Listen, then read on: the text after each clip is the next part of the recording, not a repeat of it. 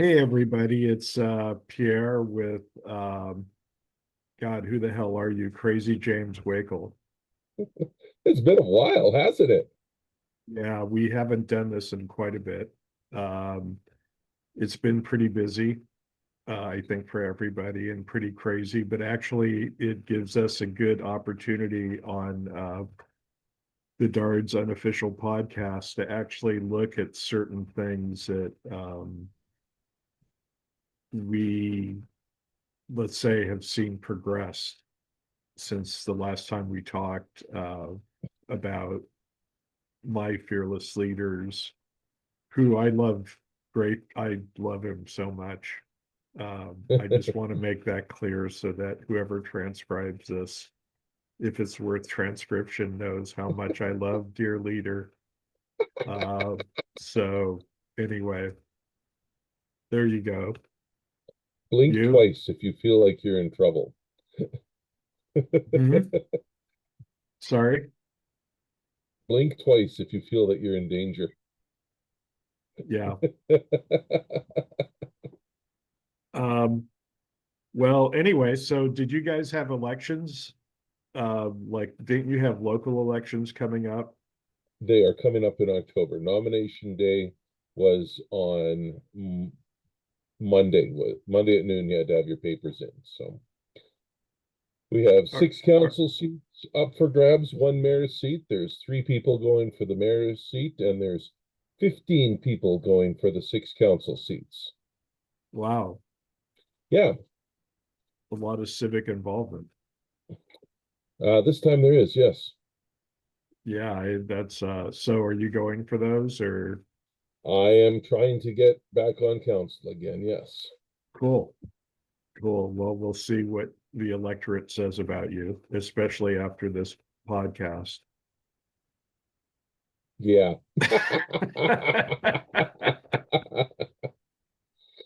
But there's nothing to talk about. Nothing interesting at all has happened over the last 3 months.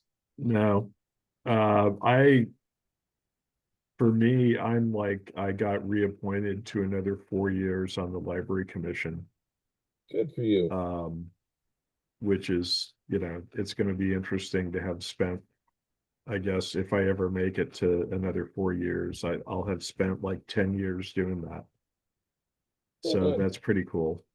Yeah. Um, but things are just getting really weird in so many ways. That I mean, I could start, well, I didn't, I don't have a presentation, but I could start in so many ways from, I mean, just, let's just randomly roll a dice and see what word comes up and what that triggers in us I as I to, have a complete set of Dungeons and Dragons dice in green. Actually, I have two of them up here. Both of them are in green. So, I'll just dump them out. And what do we got? Well, we got a five on the six sided. We got a seven on the, what is that, a 12 yeah, sided. well, you need a card though to read that against. You Yeah, need I a got bingo one, card. three. Oh, you know what? We rolled a natural 20 on the 20 sided. What does that give us though, James? Not What is, much. I what? mean, When you you need roll a a natural bingo 20? card to compare it to, you can't like you need to figure out what the hell it all means. I mean, Well, what rolling a 20 is never a bad thing. why? Dungeons and Dragons thing. Look, folks, if you've played Dungeons and Dragons or any role playing game, if you roll 20, you know that's a good roll. That basically means you get to do whatever it is you're going to do. Okay. Sounds a You've lot never like played our Dungeons dear and leader. Dragons? No, I have never played no, I'm sorry. Generationally, it's not me. I was too busy um, being an adult. Oh, that's right, because you're really old. I've heard about D&D, but I've never been able to quite emulate the whole role-playing thing. It annoyed me because how do I say this? I felt like I had to concentrate on something that was absolutely meaningless. I don't mind concentrating on shit that has some return, but the intricacies, like the good players in this, it wasn't worth my time. I mean, you'd want to just take the whole board and like playing Risk during the holidays, where I just want to take the whole board and just, send it across the living room. Well, that's the nice thing about Dungeons and Dragons is that there's not really a board. Here's what Dungeons and Dragons really is great for: imagination, storytelling, improvisation. Well, St. John's would differ, you Oh know. yeah, like Dungeons and C.S. Dragons Lewis, was C.S. banned. Lewis had nothing to do with Dungeons and Dragons. I challenge you to compare the Chronicles of Narnia with Dungeons and Dragons and see what you come up with. I'm being really facetious. I mean, it was all English. It's a grand adventure, Oh, right? With magic and swords and fairies and elves and all sorts of I'd fairyland rather creatures, and you're battling an evil.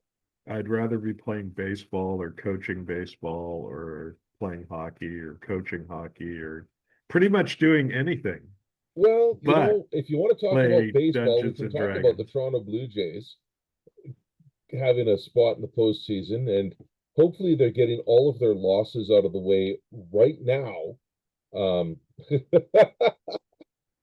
Their I don't last run have care. not been good. I don't care about the Blue Jays. I don't care about them. They're not Canada's team. I'm sorry. It's just bullshit. If The Expos, the Washington Nationals are the thank real you. Expos.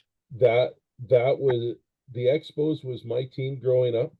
I loved them, and it was because of Gary Carter. I loved Gary Carter. I loved his attitude, that big smile of his. Um, just a great guy. And, cancer took him far too early.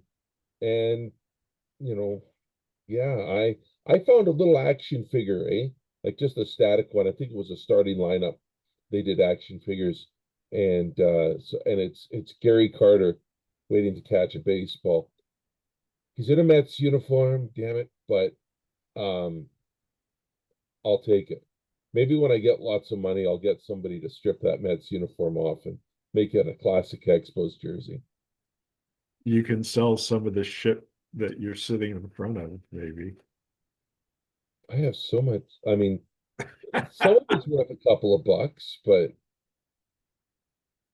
I was doing this once and somebody said, "Oh, are you like at a store?" I'm like, "No, that's my office, man." uh, yeah, I was reading about a player, a hockey player, Henry Coutu, who was thrown out of hockey forever for Okay. swinging at a ref back in the, I don't know, the Eddie Shore days, the old fashioned hockey days. In fact, he went after Eddie Shore in a big way Oh, okay. and, like, slashed the shit out of him or something. I didn't hear about that one. There Anyway, was this a guy was he never played in the NHL again. there was a guy who was born in High Prairie, Tommy Lysiak, and in the early '80s, he got physical with the ref, and he had a huge suspension, 20 some games. It was the longest suspension right up until um, that guy on, was it the Islanders? What he went, it was in the playoffs. I think it was a guy in the Islanders went after Pierre Turgeon, I think, and he ended up with a longer suspension. But yeah, Tommy Lysiak had the longest suspension in the history of the NHL for the longest time because, um, uh, well, I think Lysiak was in a fight and the referee I want got to him. stop you I'm going to stop recording for a minute. if I can figure out how to do it. Die.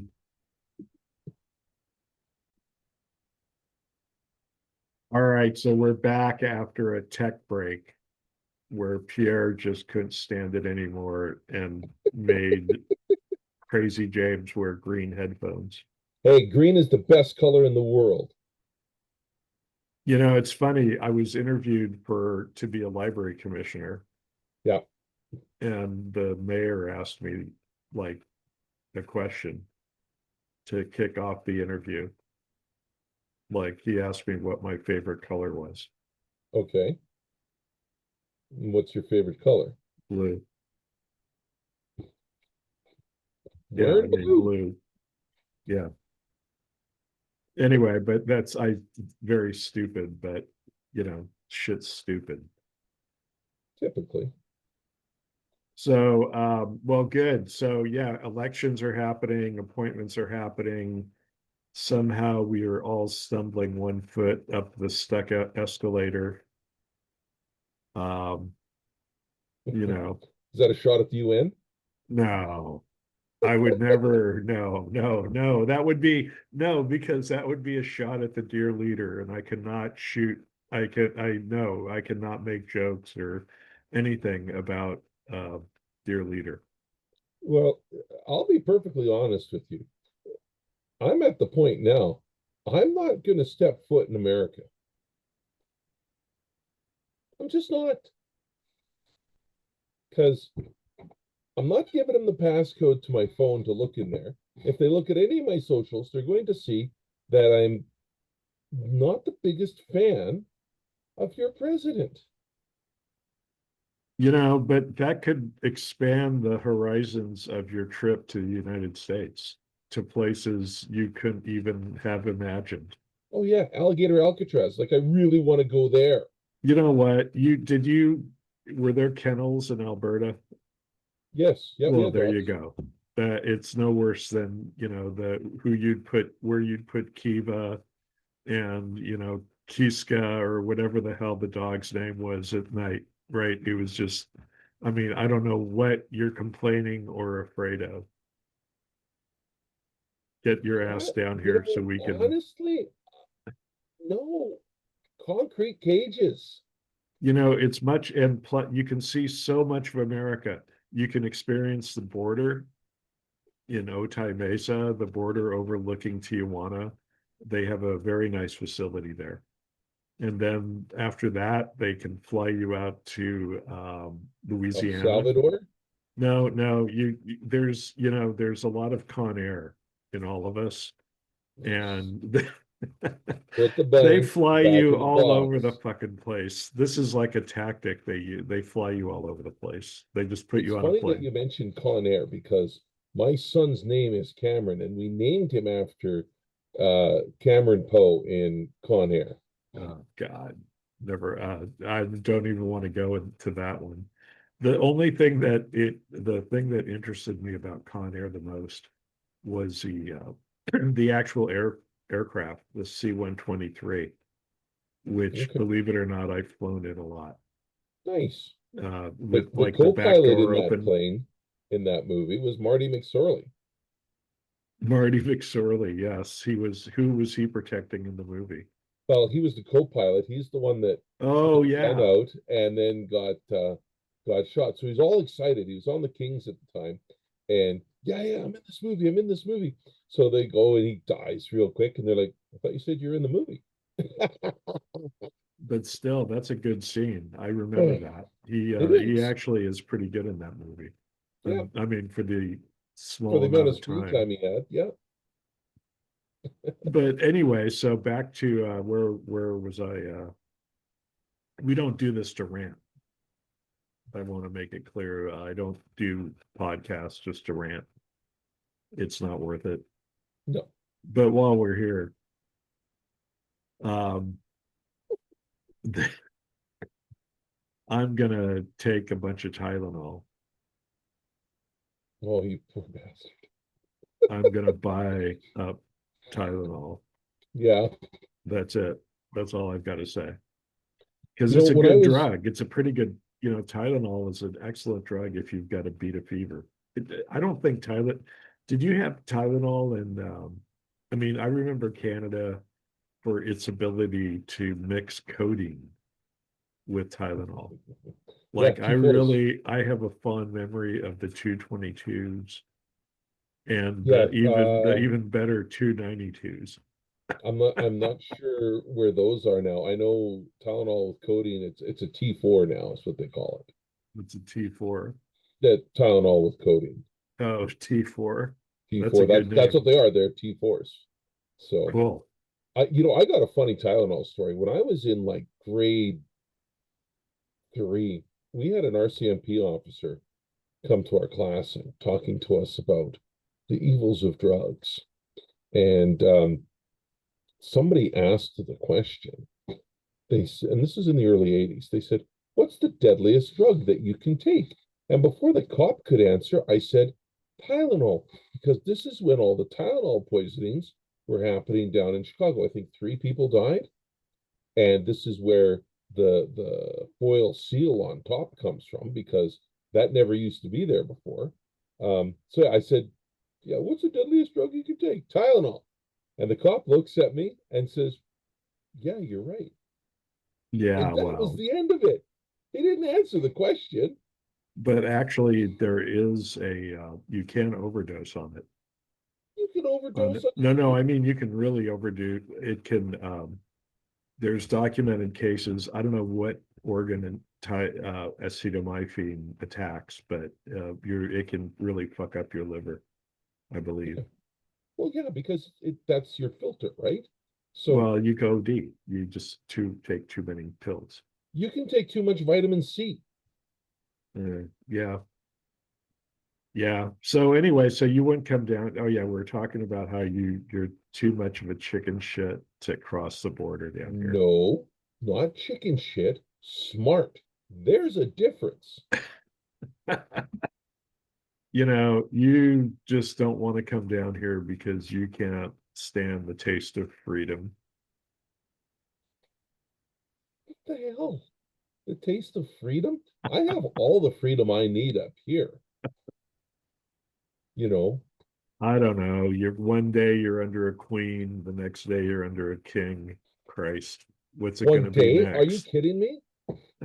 She was queen forever, and now we're gonna have a king for the next 100 years because we got Chuck, we're gonna have Billy, and then we're gonna have Louis. So you say. We'll As long see. as none of them die early. You never know. I mean, they're royals. Those royals never disappoint somehow. I got to, you know what? I mean, if we're going to talk the royal family at all, I got to give King Charles some due because everybody just always, oh, he should just step aside, let William be king, blah blah blah. I'm like, no, you know what? He's doing the job. It's not hard. You got to sit there and look like a king. He sat there for a long time looking like a prince, so it wasn't a huge step, but no, he's doing fine. Charles. Yes. I don't know, man. But I agree with you about not coming down here. It's not worth the risk. If I wasn't I mean, even as a dual citizen, for me, there's no risk really. I mean, but you never know. Oh, ice cream man's here. Like, come on. It's I, I mean, you can always see where, hopefully this will pass is all I can say. But I don't know. I mean, this is such a blockage that your whole country needs to eat a lot of fiber to make this one pass. the problem is you've got such a split in the middle, and whoever wins is really a minority anyway. Yeah. They're fervent on whichever side. And Everybody's going to the right, everybody's going to the left. Even up here in Alberta, the this, there's no middle anymore. Our previous MLA that we had for our riding here, he said, "Oh, what party are you?" I said, "I'm not. I don't really belong to a party." I said, everybody pisses me off. Everybody has things that I like, and everybody pisses me off. So wherever that puts me, there I am." You told him that? That's where you're at? I told him exactly that. Oddly enough, he stopped talking to me after that. Did you get his endorsement for city council? No, he's not my MLA anymore. He didn't run again. He was a one-term MLA. Because if he had run again, I really believe that the NDP would have won this riding.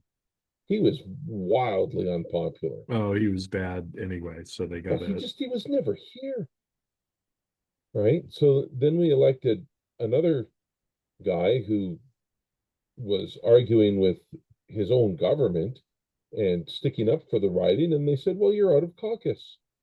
So Really? yeah, Wow. yeah, and they've severed all ties with him, so there's no going back. So he's independent. Yep. Him and another MLA were both kicked out of the party, and they're looking to revive the old Progressive Conservative Party So is he moniker. like too hardcore conservative or not conservative enough? Not conservative enough. Oh, he has a chance then. He could actually win again. No, Oh no. not unless they revive that Progressive Conservative Well, Party no, but moniker. that's what you If should they do. get that, then maybe he's got a chance. But otherwise, the UCP, the United Conservative Party, will just bury him. Well, the Danielle Smith of Yes. I've been getting it. I mean, nobody from I've been seeing all the you may have brought it up. I don't think we were recording, but the CK stuff, the Mr. Kirk.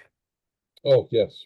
Yeah. Um, I mean, I have thoughts on that, Here's which my thoughts on it, right? Nobody should be killed for their political ideology.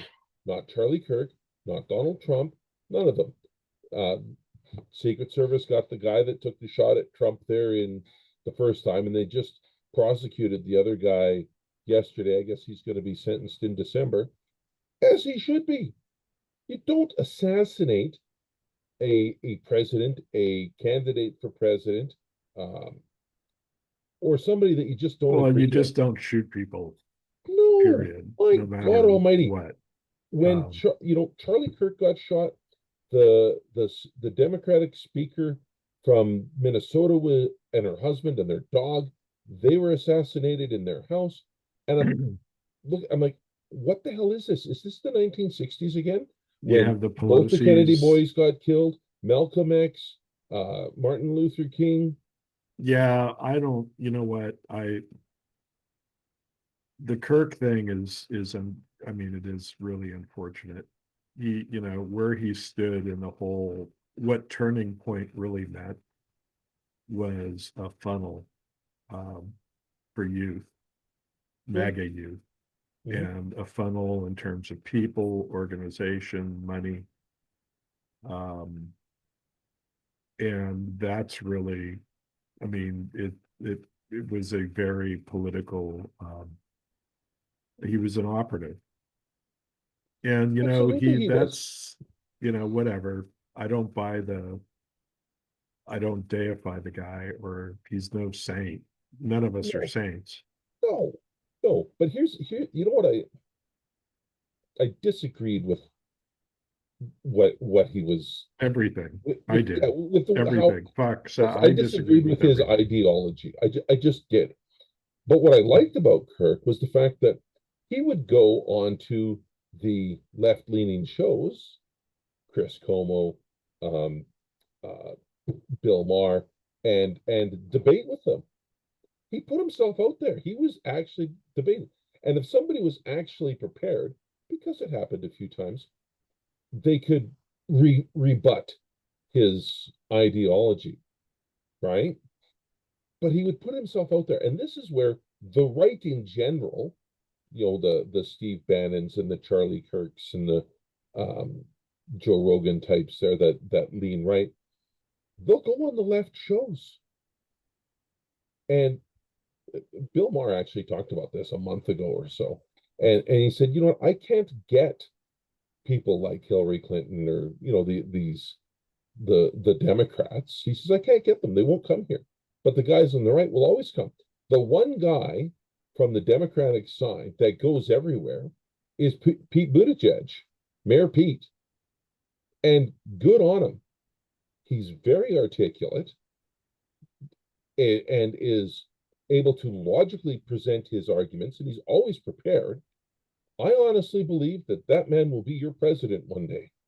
Well, Newsom has been also vocal and Yeah. gone. Actually, he had Kirk on his podcast. I didn't listen. But anyway, it's just such a bizarre time from that perspective. The immigration stuff is insane. Oh God. The way If you, they're grabbing people who've made an honest mistake on their paperwork, or they're going to renew their paperwork, and there's the ice cream man. Well, you're going to Alcatraz, or we're going to send you to El Salvador. And what the hell is with blowing up these boats down in South America there?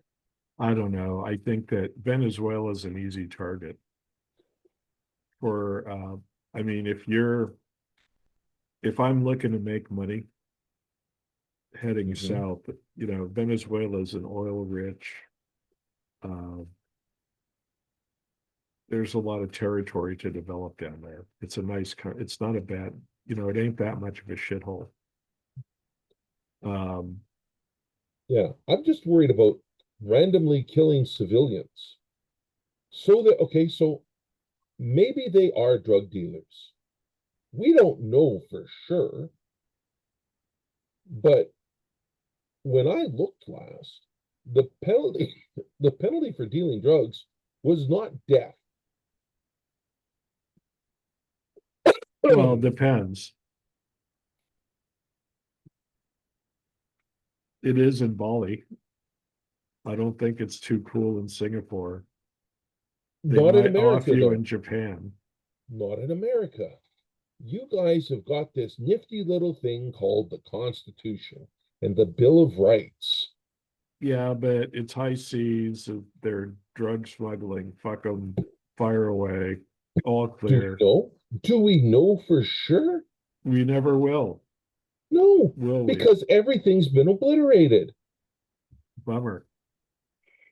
No, I mean the way I'm not people. soft on drugs. Don't get me wrong. I think that if you're a That's drug not the dealer and you're point. bringing that stuff in, absolutely you should be punished to the full extent of the law. But being executed by the U.S. military on the high seas, I But the don't think that's public is the frog being boiled, and slowly but surely. And it's like, okay, well, they're others. They are other people. Like let's say James Wakel gets off tomorrow. Who gives a shit? He's not American. he is. He is. There's You one are? into the woods. There's a James Weichel in California. Well, I'm sure there are, but it ain't you. Yeah, In other words, like you don't, it's like all these illegal, the minute someone is out you to go, like somebody made a mistake on paperwork. Well, that mistake on paperwork makes them illegal. Well, if they're illegal, they're not real. They came here illegal. I mean, I'm giving you the logic that these sons of bitches are going through, where it just doesn't matter. People, normal Americans, way more than you'd think, are going through this process thinking, wow, they're not us. They're not real. it's a dehumanization process, That's what it is. and that's dangerous.